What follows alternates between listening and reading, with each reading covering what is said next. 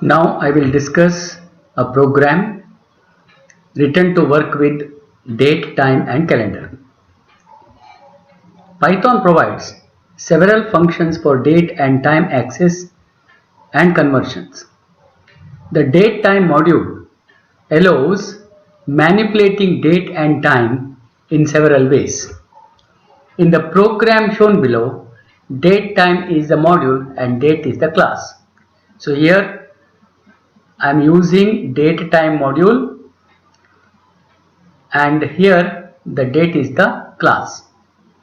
In the program shown below, I have used %y, %m, %d, %a, %b, %y, etc., which are the format codes. Each format code resembles different parameters like year, month, week, days, etc., which we are going to discuss now. And we are going to use one method, strftime, which takes one or more format codes as an argument and returns a formatted string based on the format codes. Now I have let me run this program now so that it is easy for us to discuss. So here what I have is now equal to date dot today. Today is the method which is used to get the date. Okay, now let us discuss the program. So here I am importing the date class from date time module. Then I am just having here the print statement date related programming, and here the next statement is now is equal to date dot today. Now this today method is going to get me the present date. Now let me run the program so that our discussion will become easy. So here my first print statement is today's date and the object I am using is now, and I am using strftime method. And what are the format codes I am using here? That is %m, %d and %y. So what is it going to return me? It is going to return me month, day and year, and it is being printed now here. So it is 4th month, 14th day and 20 is the year. Okay, now next, the next statement what I have is now dot strftime. What is the format code I am using here? %a. So what does it display? It displays me the day. Now what is the next one I have? Current month. What is the format code I am using? %b. What does it display? It will return me the month and it is being displayed. Now next what I have %y as the format code, and what does it return? It returns the present year, and what is that? 2020, and it is printed. Okay, now we have to now look at these time operations. Now time module provides various time related functions. The time method or function returns the number of seconds passed since epoch. The local time function takes the number of seconds passed since epoch as an argument and returns it in struct time. Now what is epoch time? It is a reference point where the time starts, and it is platform dependent. And for Unix, it starts on January 1st, 1970 with 0 hours, 0 minutes and 0 seconds. Okay, now after that we'll discuss this use ASC time. It is used to convert struct time to a string of standard time. So again, let's see this particular program's instructions. Now time now equal to time dot time function I am using. Okay, so what does it do? It will return me the epoch time. Okay, that is, sorry, it returns me second since epoch. So print second since epoch time now. What is it printing? It is printing me the time in seconds elapsed since the epoch time. Now next what we have, time dot ASC time, and it takes an argument time dot local time, and local time takes an argument time now. What I got here, time now? Time now I have got here the number of seconds elapsed since the epoch time, and it is now printing here. It is time, it is printing as Tuesday, April 14, 22:53, 22 hours, 53 minutes and 36 seconds, and the year it is printing. Okay, now it is the date also it is printing now. That is time dot strf time. The date is, now again the format code what I have here, %m, %d, %y, and today is %a. So it is just displaying me the date is 04/14, that is 04 is the month, 14th is the date, and 20 is the year. Today is Tuesday. So all these things are it is printing because of this particular format code, %m, %d, %y, and %a here. The same thing what we did here also when we are performing date operations. Then I am just printing time now. Again I am using what? %h as the format code for hours, %m as the format code for minutes, and %s for seconds, and it is just displaying that 22 hours, 53 minutes and 36 seconds now. And in this program we have also discussed how to get the calendar. So again we are going to import here this calendar module, and when I am working with this time, I have imported here time module.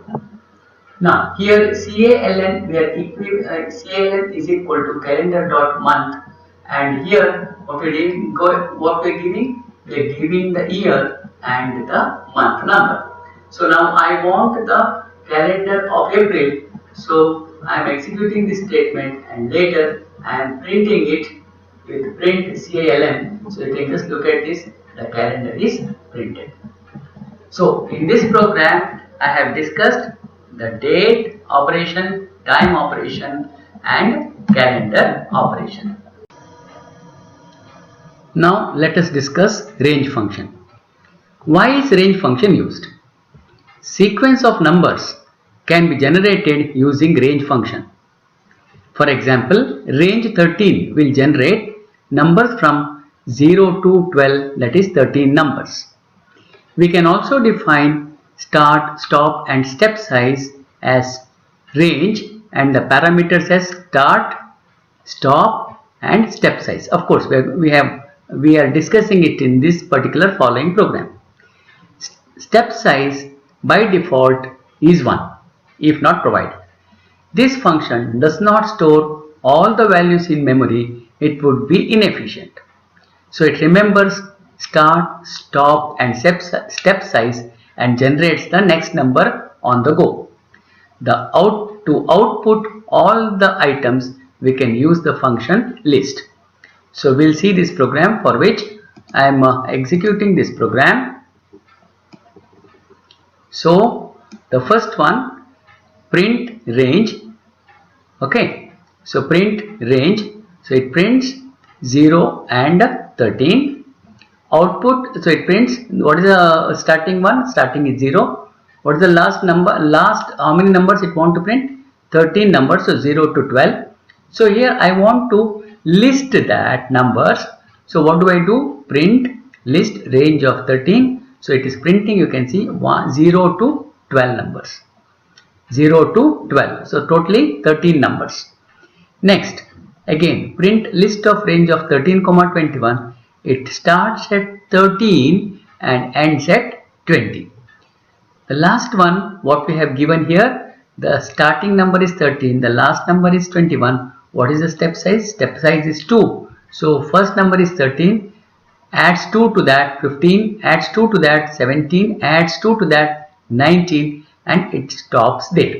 So this is how we can use range function. What are lambda functions? In Python, lambda is an anonymous function, means that a function is without any. As we already know that diff keyword is used to define the normal functions and the lambda keyword is used to create anonymous functions. So I have given already the syntax of this lambda function. Lambda is the keyword, arguments, then colon and expression. This function can have any number of arguments but only one expression which is evaluated and returned. I have written here two lambda functions and one normal function. So in this case you can just see here lambda is the keyword and these two are the arguments and these are the expressions. These are the expression because I can have only one expression for a lambda function. Okay, I don't have a specific name for this lambda function. Now here I have now one normal function and I have already declared this, defined this diff space cube, and it takes one parameter x then colon, and I've got only one single statement, that is return x into x into x, that is x cube. Here I have written one more lambda function, m is equal to lambda space argument, it's taking only one argument, then colon, then I have the expression, that is n into n into n. And I'm just invoking this particular lambda function here, and I'm invoking the first lambda function with c of 3, 9. It takes two arguments, and the second lambda function I am invoking it with one argument, that m of 3, and cube is what? The normal function. I am invoking it with the name of the function. Okay, let me just run this particular program.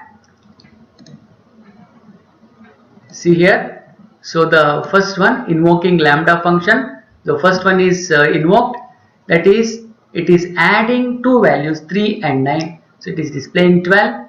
And in the second case, in the second lambda function, it is calling with the argument 3, and what is 3? 3 into 3 into 3, and it is resulting, it is calculating that and returning the result, that is 27. And the last one I am using the normal function cube of 4, it is returning 64.